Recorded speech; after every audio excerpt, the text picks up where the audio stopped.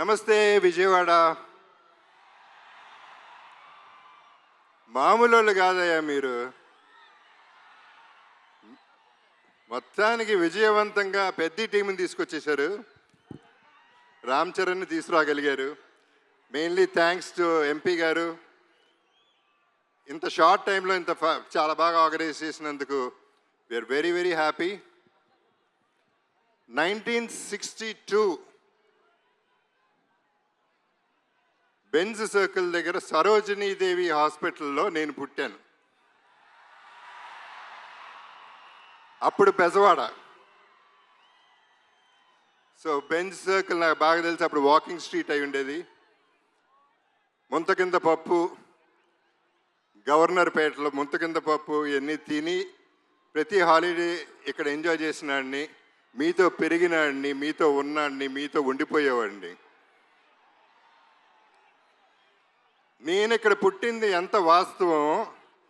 పెద్ది అనే సినిమా ఇండస్ట్రీకి, డిస్ట్రిబ్యూటర్స్కి, ఎగ్జిబిటర్స్కి, మాకు ఆర్టిస్టులకి, మీ అందరికీ పెద్ద దిక్కు అవుతుంది. ఇది వేరే రేంజ్కి వెళ్ళిపోయే సినిమా. అందరూ గట్టిగా ఊపిరి పీల్చుకునే టైం, అందరూ ఆకలి, అందరు దాహం తీర్చే టైం ఇది. నాకు కూడా, ఎందుకంటే నాకు మంచి క్యారెక్టర్ వచ్చి 8 ఏళ్ళు అయింది.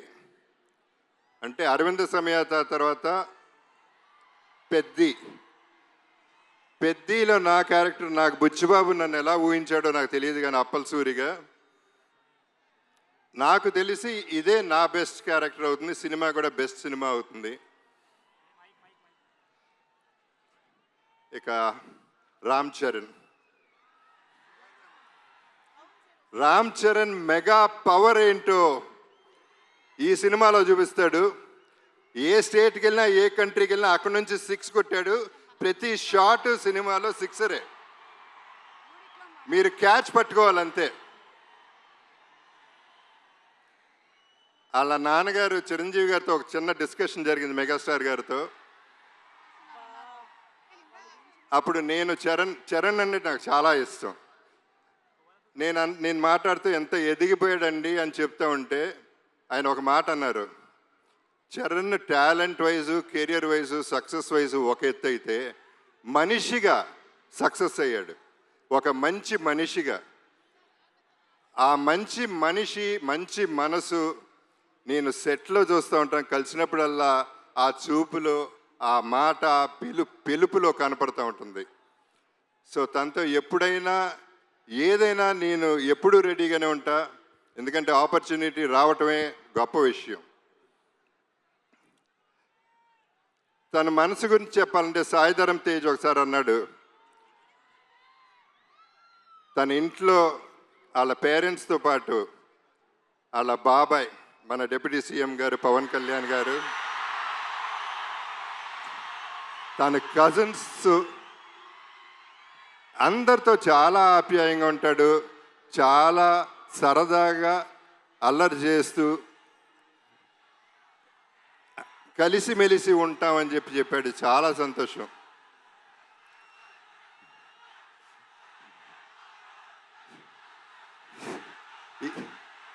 ఈ పర్టికులర్ సినిమా గురించి నేను ఎక్కువ చెప్పదలుచుకోలేదు, ఎందుకంటే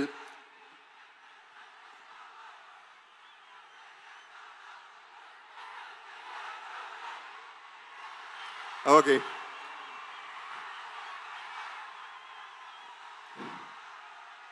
ఇక మా బుచ్చిబాబు పోర్టబుల్ సైజులో, బఠానీ సైజులో ఇంత ఉంటాడు.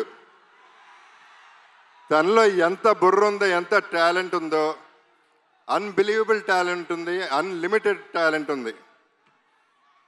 Is unstoppable also. తను పోర్టబుల్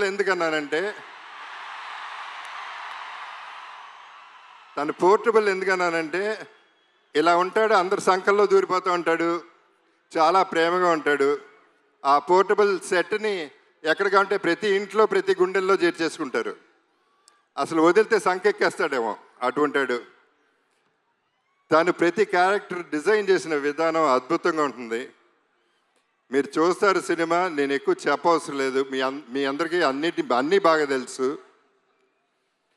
ఇక రెహమాన్ గారి గురించి అప్పుడు ఇప్పుడు ఎప్పుడు కూడా సెల్యూట్ సార్. ఇక ర్యాండీ ఒక వన్ మోర్ అనేది ఎప్పుడు వినపడుతుంది దగ్గర.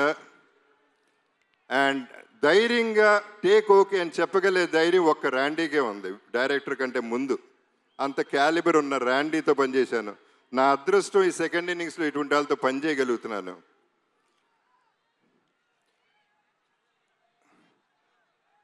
జాన్వి మీలాగానే నేను ఫస్ట్ టైం ఇక్కడ కలిశాను. సినిమా చేశాం కానీ నేను కలవలేదు ఎప్పుడు.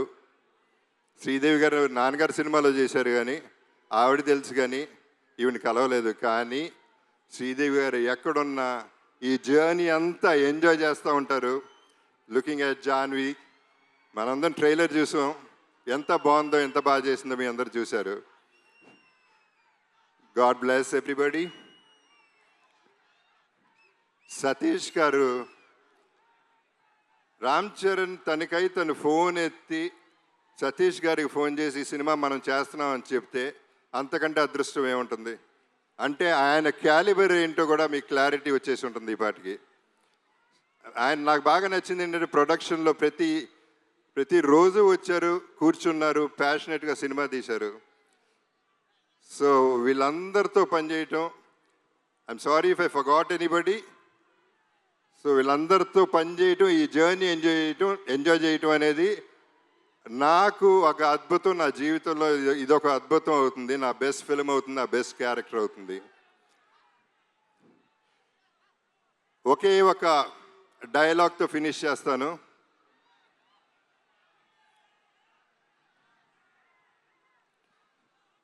ఆఖరికి వచ్చను కూడా ఒంట్లో దాచుకుని బతకాలంటారా దీని అమ్మ బతుకు. మీ అప్పల సూరి.